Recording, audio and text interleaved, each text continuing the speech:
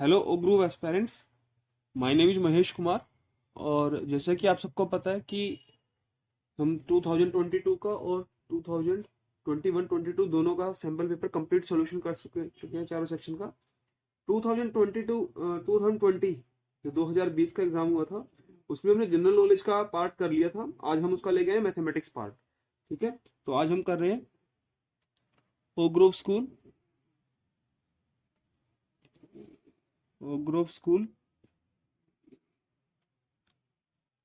Solution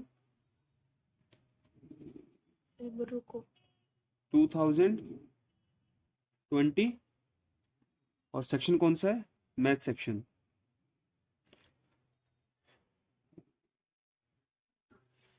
तो question number 1 करते हैं।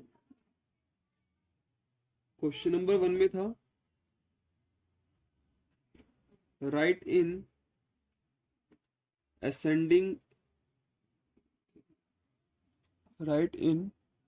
Ascending order.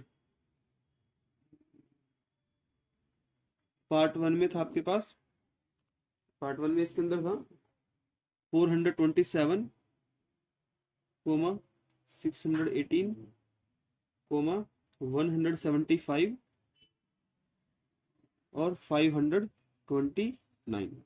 ठीक है, तो ये इसके अंदर आपके पास क्वेश्चन था। इस क्वेश्चन को हमें असेंडिंग ऑर्डर में अरेंज करना था। असेंडिंग डिसेंडिंग ऑर्डर के पहले बहुत क्वेश्चन आते थे, आजकल तो उन्होंने लेवल हाई कर दिया इसका भी ना। तो इसका आंसर आपके पास क्या आ जाएगा? असेंडिंग में क्या होता है, सबसे पहले लीस्ट वैल्यू आती है और फिर वो हायर वैल्यू की तरफ मूव करती है। तो इसमें सबसे लीस्ट वैल्यू कौन सी है? 175। उसके बाद कौन सी आएगी इसके अंदर? 427। उसके बाद आती है 529 और फिर आती है 618। ठीक है, तो ये इसका असेंडिंग ऑर्डर आ जाएगा। उसके बाद सेकंड पार्ट पे चलते हैं।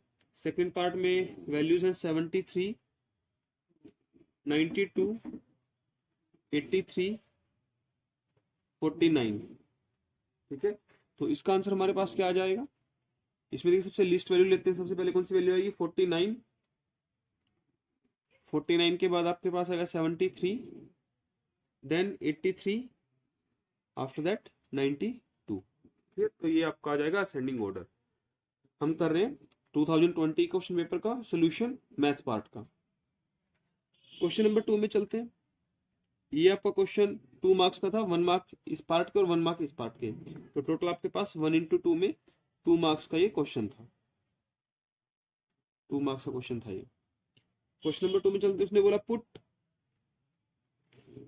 लेस देन इक्वल टू और greater than in fill in the blanks.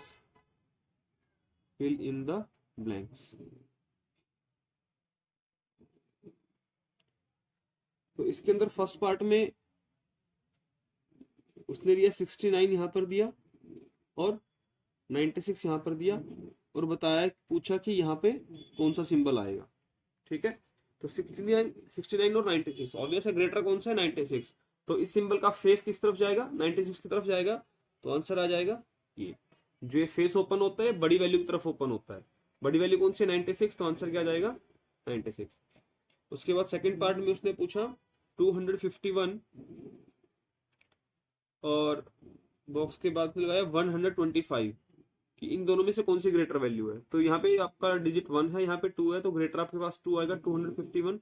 तो इस बार सिंबल कौन सा आ जाएगा? ये सिंबल आ जाएगा इस बार। क्लियर? तो ये क्वेश्चन नंबर 2 था। ये भी आपके पास 1 into 2 = 2 मार्क्स का था। 1 मार्क ईच का आपके पास क्वेश्चन था, 2 मार्क्स का। क्वेश्चन नंबर 3 पर चलते हैं। उसने बोला find the place value of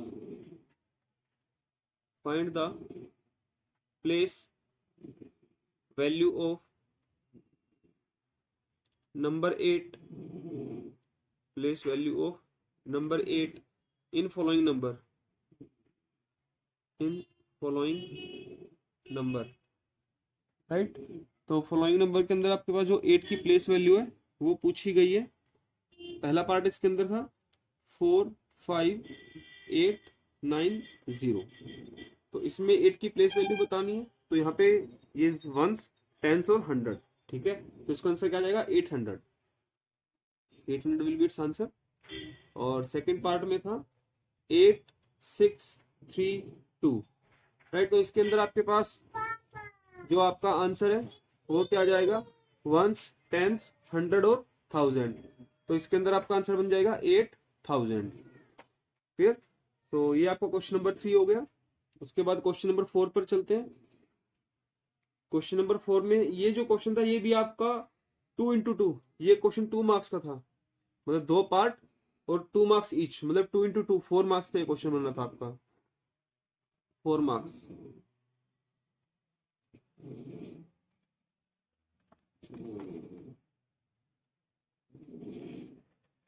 तो ये आपके पास क्वेश्चन नंबर 3 हो गया। उसके बाद क्वेश्चन नंबर 4 पर चलते हैं।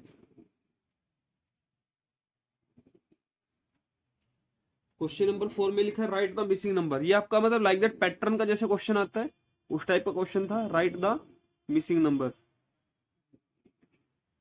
Right the missing number. जिस तरह से पैटर्न का क्वेश्चन आता था कि आपको पैटर्न दे दिया है, उसमें भी आपको नंबर बताना है। तो पहला क्वेश्चन था इसके अंदर था 468 comma dash comma 470, 468 comma dash comma 470। Obvious है बच्चे को पता चल रहा है कि ये आपकी फॉरवर्ड काउंटिंग चल रही है, 68, 69, 70। तो यहाँ पे क्या आ जाएगा 469। So it's answer is 469। Second part में था डैश 50, 51, राइट। तो इसका आंसर हमारे पास क्या बनेगा, ये आपके पास बैकवर्ड काउंटिंग में है, 51, 50, यहाँ पर क्या आ जाएगा 49।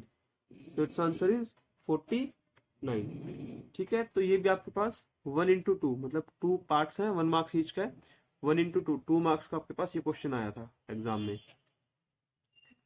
This was the question number 4। उसके बाद क्वेश्चन नंबर 5 की तरफ चलते हैं। क्वेश्चन नंबर 5 आपके पास है tick the correct answer. Question number 5 था tick the correct answer. Objective type question थे, चॉइसेस दी हुई थी। Tick the correct answer. So first part was the ordinal number for 2 is the ordinal number for 2 is कि 2 का ordinal number क्या होगा। ठीक है। तो जो 2 का ऑर्डिनल नंबर है जैसे फर्स्ट, सेकंड, थर्ड, फोर्थ, ये उस टाइप का है। तो इसमें देखो उसने चॉइस में दिया कि क्या TWOTH लिखेंगे या फिर सेकंड लिखेंगे या फिर 2 लिखेंगे। तो इसमें बच्चों को जो कंफ्यूजन हो सकता है वो 2 और सेकंड में हो सकता है, क्योंकि 2 लिखा है। बट ध्यान से पढ़ना है, ऑर्डिनल नंबर की बात हुई है, सिंपल नंबर की बात नहीं हुई। तो ऑर्डिनल नंबर का आंसर आएगा सेकंड, राइट। इसका आंसर आएगा सेकंड। जो सेकंड पार्ट है वो इसका आंसर होगा। सेकंड पार्ट में लिखा था dash is the next odd number after 81, कि 81 के बाद अगला odd नंबर कौन सा आएगा। देखो फॉरवर्ड काउंटिंग में हम चलें 81 के बाद आएगा 82, बट 82 इवन है। ठीक है। हमें क्या बताना है, हमें odd बताना है। तो 82 के बाद आएगा 83, सो आंसर इज 83। उसने चॉइसेस दी हुई थी, हालांकि चॉइसेस में उसने दिया था फर्स्ट पार्ट में था 83, सेकंड पार्ट में था 84 और थर्ड पार्ट में था 82। सो इसमें आंसर क्या बनेगा, 83 बनेगा। आंसर इज 83, क्योंकि 81 के बाद 82 आएगा बट वो इवन नंबर है, तो 83 बनेगा। वैसे भी अगर देखा जाए 3 ऑप्शन है 83, 84, 82 और ओड की बात चले तो 83 ही ओड है, तो 83 आपका डायरेक्ट आंसर आ जाएगा। क्लियर। उसके बाद थर्ड पार्ट में चलते हैं। थर्ड पार्ट में लिखा है 42 is written as, 42 is written as. पहला ऑप्शन उसने दिया FOURTY 42, सेकेंड ऑप्शन उसने दिया FORTY और TO2 डाल दिया, और थर्ड पार्ट में उसने दिया, उसने बोला FORTY TWO। तो 3 चॉइस थी, इसमें से हमें आंसर बताना था। तो देखो TO तो किसी हालात में नहीं होता। यहाँ बच्चों को थोड़ा कंफ्यूजन हो सकता है कि जैसे 4 होता है FOUR, तो हो सकता है 40 भी ऐसे ही बनता हो, बट 40 जब हम लिखते हैं तो FORTY लिखते हैं, उसमें FOUR नहीं बनता। ठीक है, तो इसका आंसर आ जाएगा थर्ड पार्ट FORTY 42।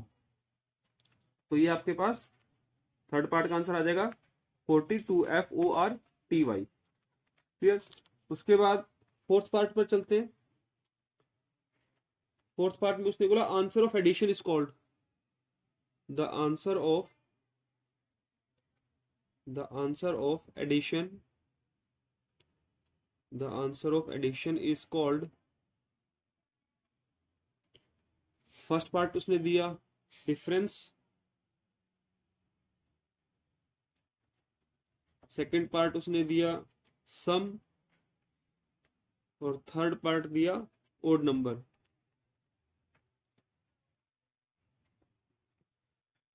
तो इसका आंसर क्या आएगा, देखो जो आपके पास एडिशन है उसको हम बोलते हैं सम। ठीक है, तो इसका आंसर तो आपके पास डायरेक्ट सम आ जाएगा, इसका आंसर क्या आ जाएगा, सम। बट इसके अंदर जो आपका और पार्ट है कि एडिशन को तो चलो हम सम कहते हैं, बाकी क्वांटिटीज को क्या कहते हैं, एडिशन का सम हो गया। डिफरेंस जो है, अगर डिफरेंस का भी आ गया उसका मतलब होता है सब्ट्रैक्शन, सब्ट्रैक्शन। अगर आ जाता है प्रोडक्ट, तो प्रोडक्ट का मतलब क्या है, मल्टीप्लीकेशन। प्रोडक्ट का मतलब क्या है, मल्टीप्लीकेशन। ठीक है, तो इस तरह से इनके अलग अलग नाम होते हैं। तो एडिशन का उसने नाम पूछा था, एडिशन का आंसर क्या होता है, सम होता है। तो ये क्वेश्चन था आपके पास, और इसके अंदर 4 पार्ट थे, और ये आपके पास क्वेश्चन था 1 into 4, मतलब 4 मार्क्स ईच, तो टोटल 4 मार्क्स पे क्वेश्चन था। ठीक है, क्वेश्चन नंबर 5 कंप्लीट हो गया। क्वेश्चन नंबर 6 पर चलते हैं। क्वेश्चन नंबर 6 में आपके पास था, क्वेश्चन पेपर में था हमारा कि मल्टीपल चॉइस क्वेश्चन था, ये भी मल्टीपल चॉइस क्वेश्चन। तो फर्स्ट पार्ट में लिखा था अ सेट स्क्वायर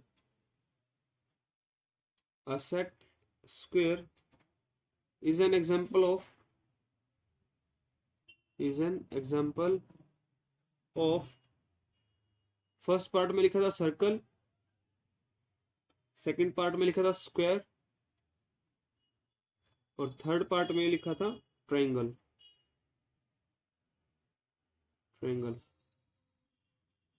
तो इसके अंदर देखो सेट स्क्वायर क्या है, सेट स्क्वायर आपके पास एक इंस्ट्रूमेंट होता है।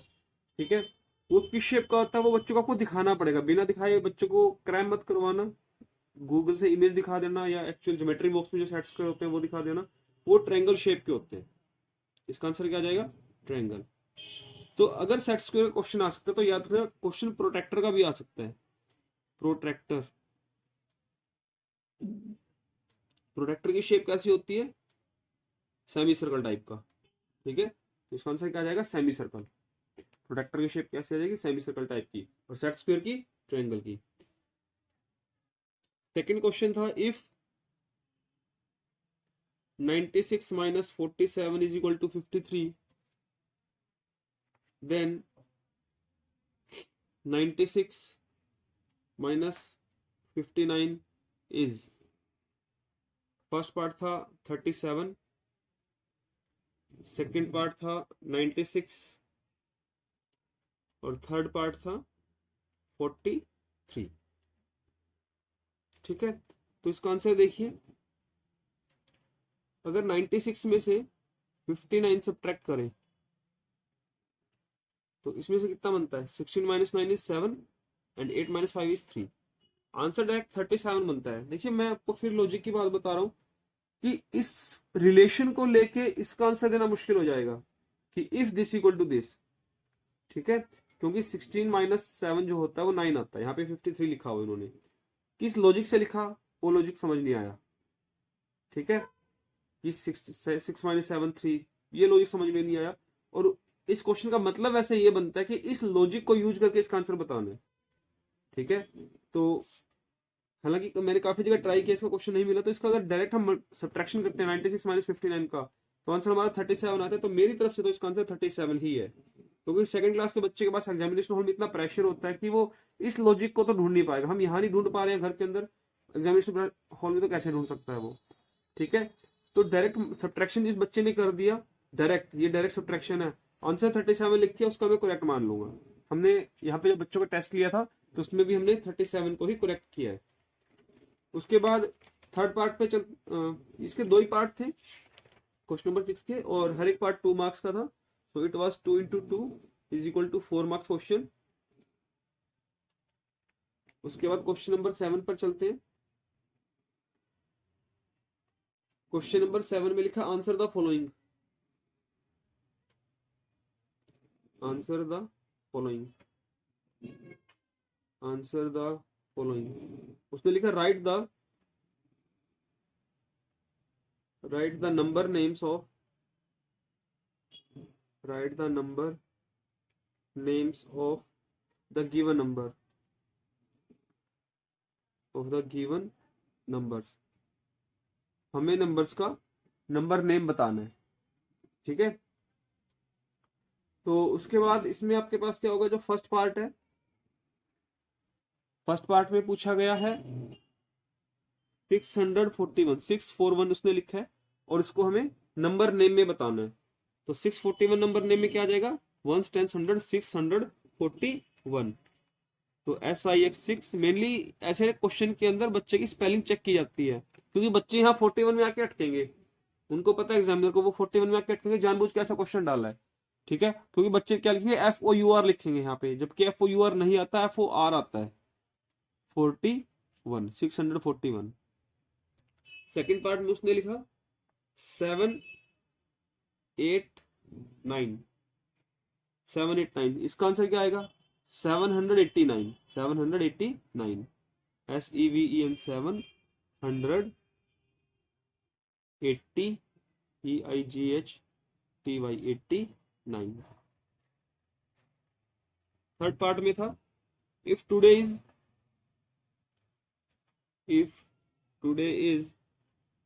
27/7/2019 which month it is, कि कौन सा मंथ है। अगर डेट है 27/7/2019, तो इसमें बच्चे को ये बताना कि पहला जो होता है वो होता है डेट, नेक्स्ट होता है मंथ, और उससे नेक्स्ट होता है ईयर। तो उसने मंथ की बात की, मंथ कौन सा, 7th मंथ। तो बच्चा फिर काउंट करे 7 मंथ है कौन सा, जनवरी फरवरी मार्च अप्रैल, तो उससे 7th मंथ को काउंट हो जाएगा, कौन सा आएगा, जुलाई। तो आंसर इसका क्या आएगा, 7th मंथ इज जुलाई। उसके बाद फोर्थ क्वेश्चन में था what does 7:15 in a clock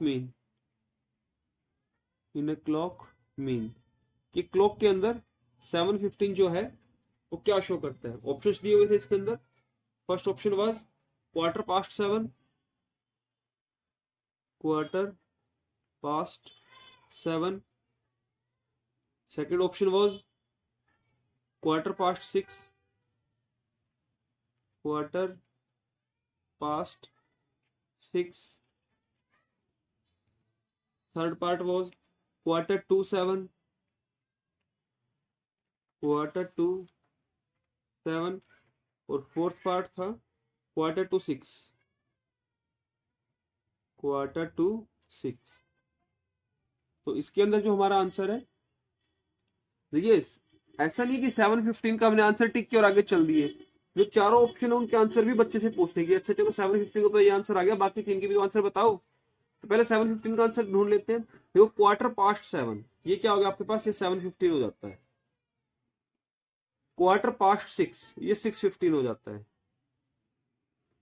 7:15 की 7 होने वाले हैं और उसमें क्वार्टर पेंडिंग है, तो वो 6:45 हो जाता है। और 7:26 मतलब 6 होने वाले हैं, इसमें 5:45 हो जाता है। ठीक है, तो ये चारों पूछने बच्चों से कि कितना कितना आंसर आएगा। 7:15 की बात की तो फर्स्ट पार्ट आ जाएगा 7:15। So final answer is 7:15। ठीक है, तो क्वेश्चन नंबर 7 था, 4 पार्ट थे इसके और हर एक पार्ट इसका अंदर 1 मार्क का था। It was 1 into 4 is equal to 4 marks. ये आपके पास क्वेश्चन नंबर 7 आ गया। उसके बाद क्वेश्चन नंबर 8 पर चलते हैं। क्वेश्चन नंबर 8 के अंदर हमारे पास क्वेश्चन था कि हमें सोल्व करना है। Solve first part was convert 7 kilogram 540 gram into gram.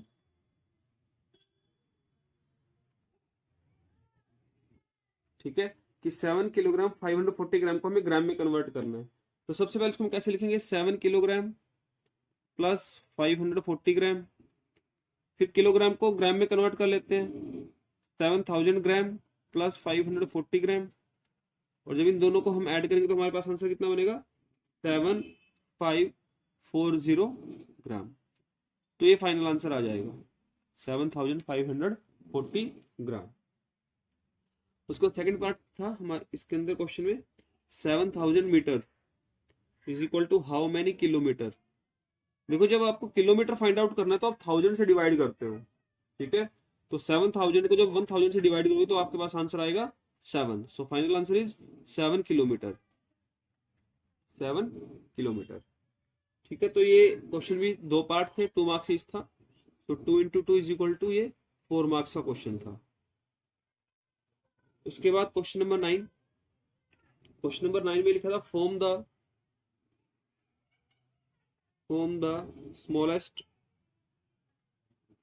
And greatest number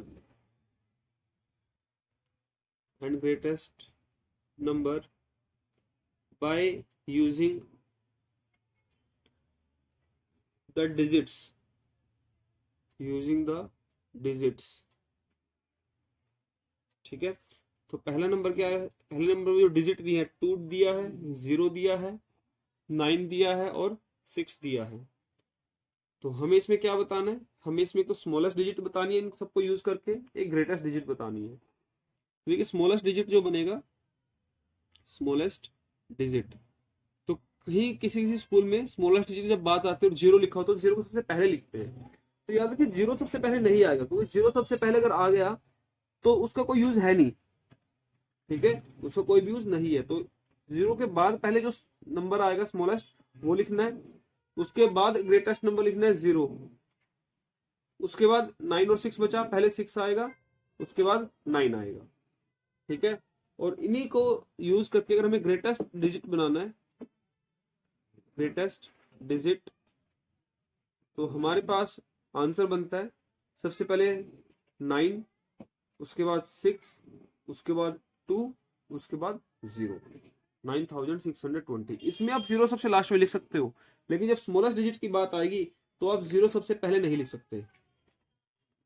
second part में था, सेकंड पार्ट में डिजिट्स थी 9, 3, 0, 4, 7।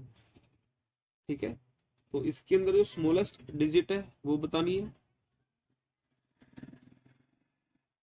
Smallest number. हाँ, यहाँ पे डिजिट नहीं आएगा, यहाँ पे नंबर आएगा। We are making it number, smallest number and greatest number. Digits तो हमें गिवन है। स्मॉलेस्ट नंबर, स्मॉलेस्ट नंबर के अंदर क्या बनेगा, अगेन 0 सबसे पहले नहीं लिखना, उसके बाद जो स्मॉलेस्ट नंबर है वो लिखना है। उसके बाद 3 है तो पहले 3 आएगा, फिर 0 आएगा, उसके बाद 4, फिर 7 और फिर 9, ये स्मॉलेस्ट नंबर आ जाएगा। उसके बाद ग्रेटेस्ट नंबर, ग्रेटेस्ट नंबर में क्या बनेगा, सबसे पहले 9, फिर 7, उसके बाद 4, फिर 3 और फिर 0। ठीक है, तो ये आपके पास क्वेश्चन नंबर 9 आ गया। और ये जो आपके पास क्वेश्चन था, क्वेश्चन नंबर 9, ये भी आपके पास 2 मार्क्स ईच था। 2 मार्क्स का ये पार्ट, 2 मार्क्स का ये, टोटल 4 मार्क्स आपके पास क्वेश्चन था। So 2 into 2 is equal to 4 marks का ये क्वेश्चन था। उसके बाद क्वेश्चन नंबर 10 पर चलते हैं। क्वेश्चन नंबर 10 के अंदर लिखा हुआ है, इन अ garden,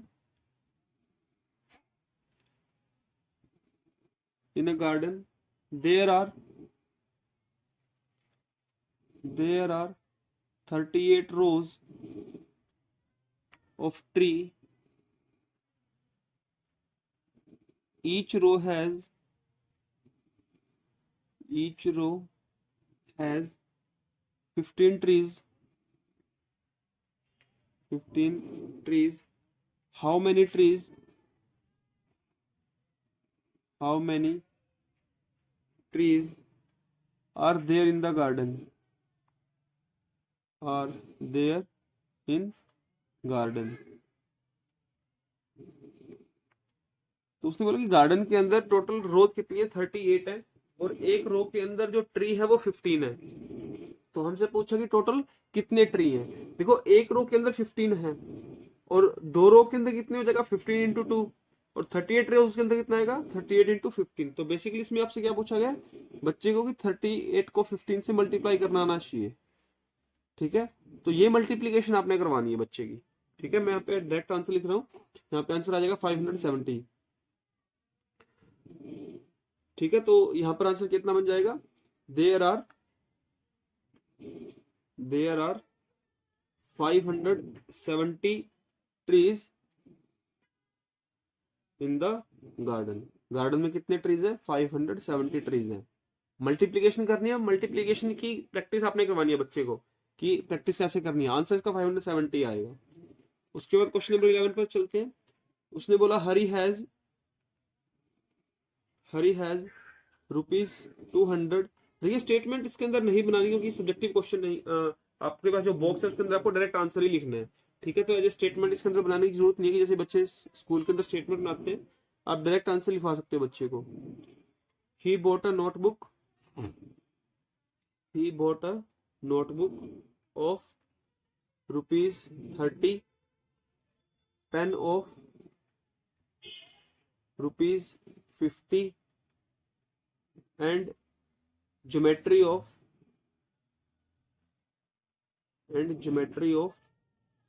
₹70.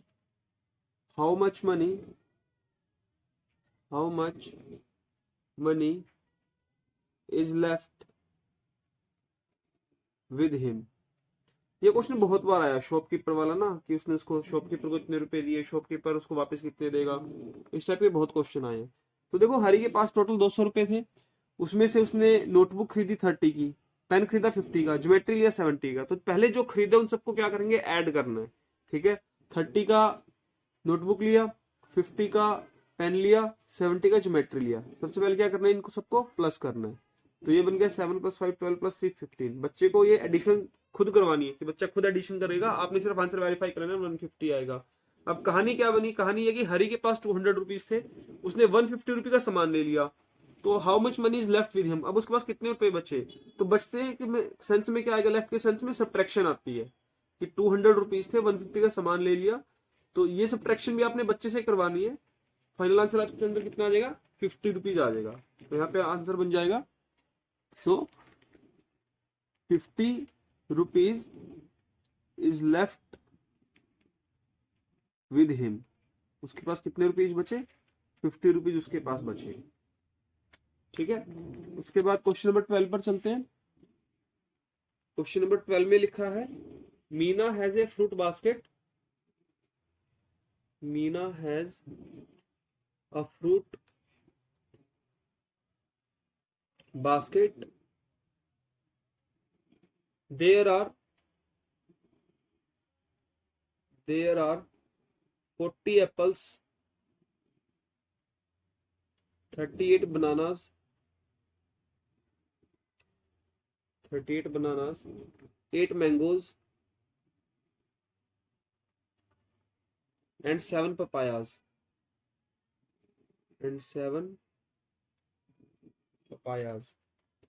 How many fruits are there? How many fruits are there in the basket?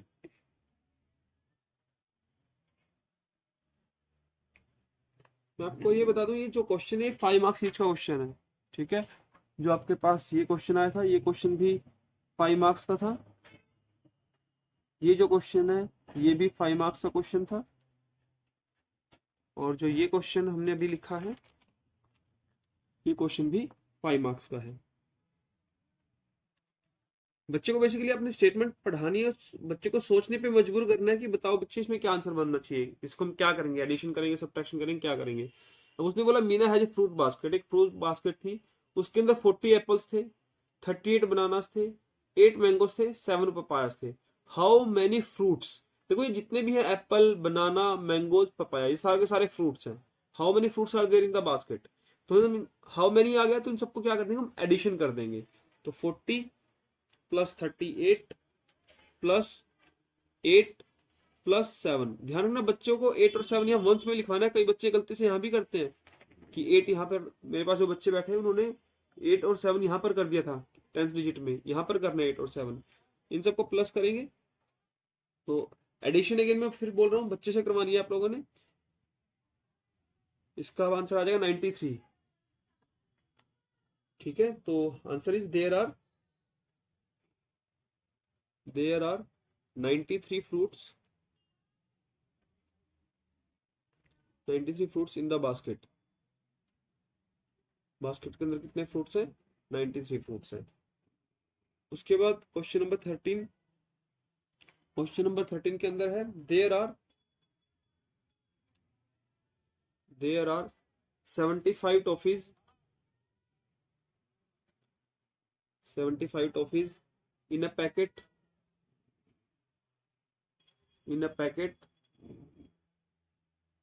which are to be distributed in 25 children. How many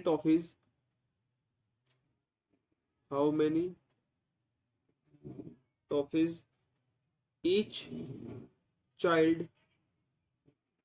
will get, कि हर एक बच्चा कितनी टॉफीज लेगा। देखिए ये क्वेश्चन हालांकि मेथड इजी है कि 75 टॉफीज हैं, 25 चिल्ड्रन में डिस्ट्रीब्यूट करनी है, एक बच्चे को कितनी मिलेगी, बच्चे को हम समझा देंगे कि इसमें डिवीजन करना है। ठीक है, 75 का 25 से डिवीजन करना है। बट दिक्कत ये है कि बच्चे को 25 का टेबल नहीं आता। ठीक है, क्योंकि अगर उसको करना है तो 25 का टेबल उसको नहीं आता, उसको मतलब 20 तक का टेबल लर्न कर लेगा बच्चा ज्यादा से ज्यादा, सेकंड क्लास में है, लेकिन 25 तक का टेबल नहीं आता। तो इसी तरह कॉइन्स का भी क्वेश्चन था मनी का, कि उसमें बताना था कि 2 रुपीज के अंदर 25 पैसे के कितने कॉइन होंगे, 2 रुपीज के अंदर 25 पैसे कितने कॉइन होंगे। तो उसमें भी थोड़ा दिक्कत है क्योंकि बच्चे 25 का टेबल नहीं कर पाएंगे। ठीक है, हालांकि इसका तो आंसर आ जाएगा कि 75 को 25 से डिवाइड करेंगे तो 3 टॉफीज इसका आंसर आ जाएगा। बट क्वेश्चन वही है कि 25 का टेबल बच्चों को नहीं आता। तो ये क्वेश्चन था जो मेरे पास किसी बच्चे ने नहीं किया। मैंने जब स्टेटमेंट चेंज करवाई, मैंने 75 का 80 कराया, 25 का 20 करा दिया, तब बच्चों ने कर लिया कि 80 को 20 से डिवाइड किया, 0 से 0 कट किया, 8/2 4 टॉफीज ईच आ गई उस केस में। ठीक है, तो ये आपके पास 13 क्वेश्चन थे और ये भी क्वेश्चन 5 मार्क्स का था। तो ये सारे के सारे क्वेश्चन वो थे जो 2020 के अंदर आए थे। ठीक है, और जिनका सोल्यूशन मैंने आपको कराया।